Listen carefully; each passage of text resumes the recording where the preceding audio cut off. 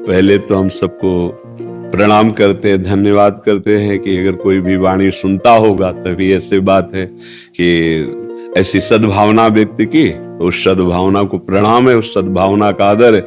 आप सबकी शुभ भावना से ही आज बैठे ये ले, तो जिसकी किडनी दोनों फेल हो वो कैसे कोई प्रश्नोत्तर कर सकता है। तो अब मोक्ष की जो बात है, हमें किससे मुक्त होना पहले ये बात समझना है।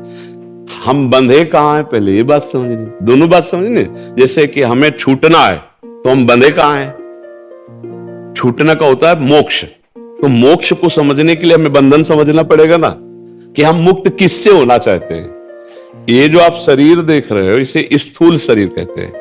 जब आप अंदर मन बुद्धि चित्त अहम को देखते हो उसे सूक्ष्म शरीर कहते हैं। और जिसे आप कहते हो हमारा स्वभाव है उसे कारण शरीर कहते हैं। जो स्वभाव वो 3 गुणों से बनता है मिश्रित, सतोगुण रजोगुण तमोगुण से।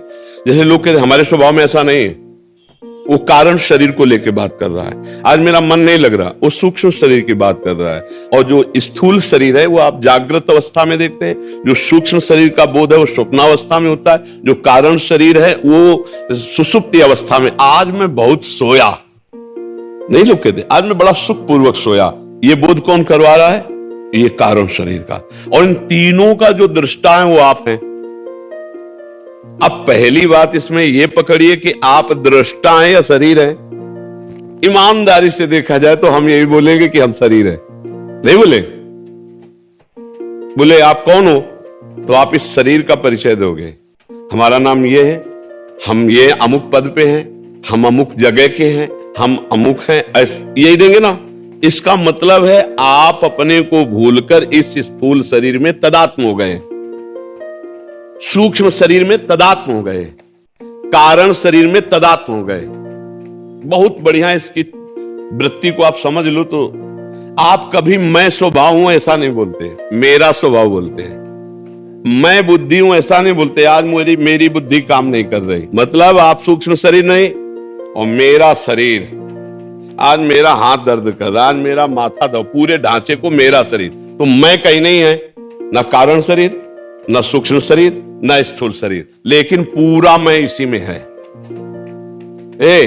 आज मैं ये देखना चाहता हूं, नेत्रेंद्री मन और बुद्धि ने निर्णय किया, आप अपने को भूल करके नेत्रेंद्री अपने को मान लिए, मन मान, आज तो मैं खाऊंगा, आज नहीं रुकूंगा।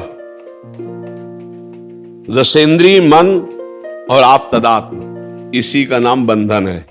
मैं देखूंगा, मैं सूंघूंगा, मैं भोगूंगा, मैं चखूंगा, मैं जो इनमें लग गया, इसी को बंधन कहते हैं। स्थूल सूक्ष्म कारण तीनों शरीरों का रागी बंधन, और हम सब बंधे इसी में। सत्य में एक है, अनेकता दिखाई दे रही है, अनेकता व्यवहार में है। हमारी बात समझ रहे हो आप? अनेकता व्यवहार में है, सत्य में एक है, और वही सत्य तुम हो। तुमने अपने सत्य भाव को भूलकर असत्य को मान लिया, इसी से मुक्त होना है। और इसी से मुक्त होने के लिए ज्ञान मार्ग है, भक्ति मार्ग है, योग मार्ग है। बहुत से महापुरुषों ने मार्गों का अनुसरण किया। किसी को गुरु बनाकर एक मार्ग में चल दे और साधना करे, और इन तीनों शरीरों का राग छूट जाए तो मोक्ष पदवी को प्राप्त हो जाए। क्यों भाई? हाँ, वो मोक्ष पदवी को प्राप्त हो जाए। को सबका अधिकार है कि मोक्ष पदवी प्राप्त कर सकता है। अपने घर लौटने का सबका अधिकार है। भूल से कोई भटक गया हो तो घर में लौट के आने के लिए अधिकार नहीं उसका। तो ऐसे ही हम सब श्री भगवान के अंश है, और श्री भगवान की प्राप्ति करना हम सबका। और हमारी समाज में, संपूर्ण भारत में महात्मा का सम्मान हुआ है। वो चाहे पैंट शर्ट में हो, चाहे धोती कुर्ता में हो, और चाहे जहां प्रकट हुआ हो। आप देख लीजिए, वो जहां प्रकट हुआ है वहीं उसकी पूजा हुई, और विश्व ने नमन किया है, क्योंकि ऊंचाई की पूजा है।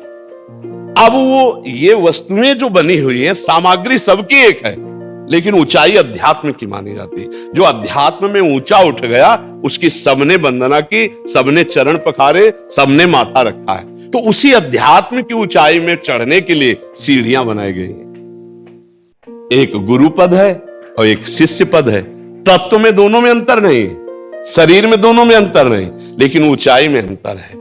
वो अध्यात्म की ऊंचाई पर है, वो अध्यात्म की ऊंचाई में चढ़ना चाहता है, इसलिए साष्टांग दंडवत करता है, हाथ जोड़कर भगवान की तरह आदर करता है, तो एक दिन जहां गुरु होते हैं वही स्थिति उसमें आ जाती है। व्यवहार में केवल भेद है, तत्व में भेद नहीं। जो तत्व का अनुभव कर लेता वही मोक्ष पद को प्राप्त होता है। समझ पा रहे भैया जी।